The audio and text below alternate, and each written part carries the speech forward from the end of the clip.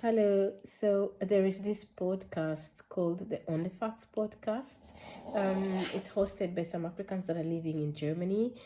And a few months ago, they had a host, and this host was generally just sharing her personal experience, her personal opinions on raising biracial children in Germany. She's an immigrant, so based on the conversation, I guess she married a German husband and she has biracial children.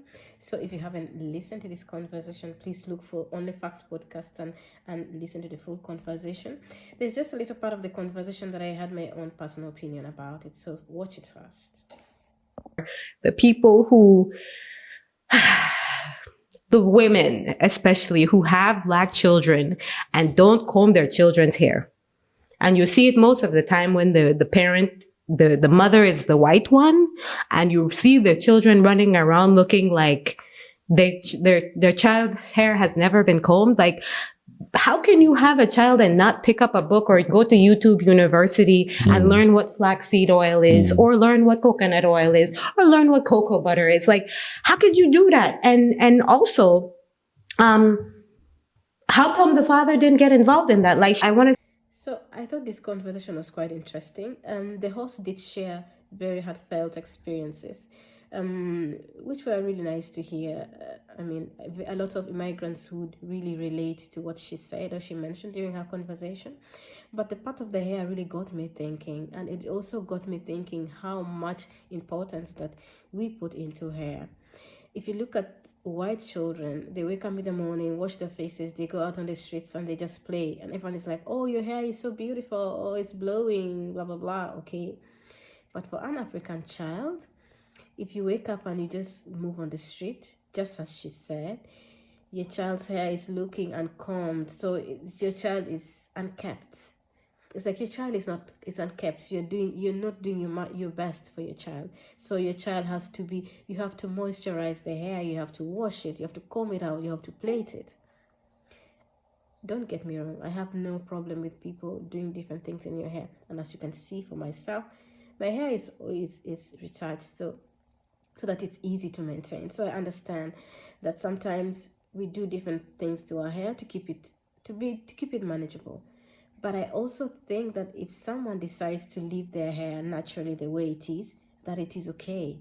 That we need to have a mind shift to start looking at our hair the way it was given to us as beautiful, as beautiful that way. If someone plaits their hair, it's beautiful. That's the beauty of African hair. It can be in so different forms. It can be natural the way it is, it can be manipulated, it can be straightened, and all forms are beautiful. And if we see it like that, I think there's less stress. And I can imagine a child, a child do not have, I think if you have African hair, you know how painful it is to comb the hair, to moisturize it, to straighten it, to plait the hair, take the child to a salon or yourself to manipulate it. Just imagine a child of 3, 4 years old that has to sit in the morning, has their hair moisturized, combed, manipulated, either a twist or whatever they're going to do before, or comb it before they go out. It's such an experience that I feel like it's not fit for a child. And I feel like we need to listen more to our children. And if you wake up in the morning and your child does not want their hair to be touched, that you need to leave your child to go like that. And the child is beautiful like that. And when they grow up and they feel like they have the energy or they want to have their hair manipulated or protected in a certain way, then we can do that. And if they don't want to touch it, it's also okay. They're beautiful with their hair like that. And I think that in the past, before the whole intervention of having a hot comb, and I remember in the olden days it was also like they would warm a pot or like heat a comb and then straighten with the hair. Before all that came, people just had hair, just normal hair. And if you look at the structure of African hair, I'm talking about 4C hair, not like for mixed children or anything like that. Really African hair, it's like it's coarse, it's thick, it's really curled, and sometimes you cannot comb it out. So it gets me thinking, is African hair actually even meant to be combed? Maybe it's just meant to be curly like that. Because we live and we're born in such a hot continent, our hair acts like a cushion to protect our scalp. So it's really thick and it covers and it curls and it doesn't really go down.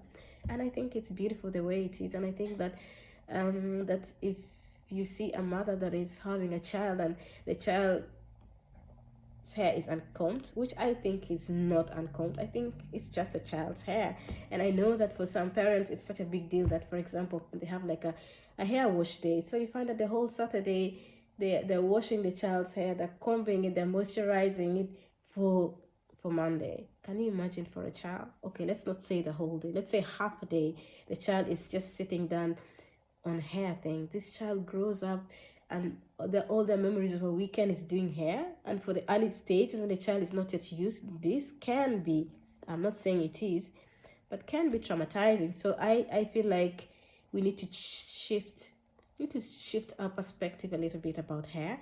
And I feel like African hair is so beautiful. If you manipulate your hair like mine, it's very beautiful. If you decide to plait it, it's very beautiful. If you go with your hair the way it is, if you wake up in the morning, brush your teeth, and go out there, it's also beautiful. And I don't think that we should look at it as unkept. And I feel like how raising a child that is outside your race is a whole ball game. So we're just thinking about you're just thinking about the box of the hair, but there's the box of the culture, the language. There's so much that comes into it, and I think sometimes a parent can be overwhelmed.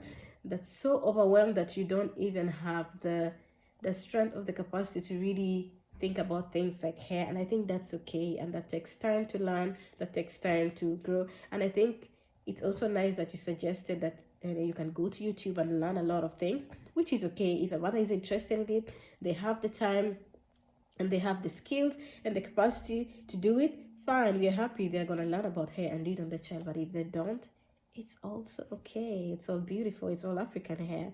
So that's really my personal opinion. And what did you think about this conversation about hair? Let us know in the comment section. Until next time, bye.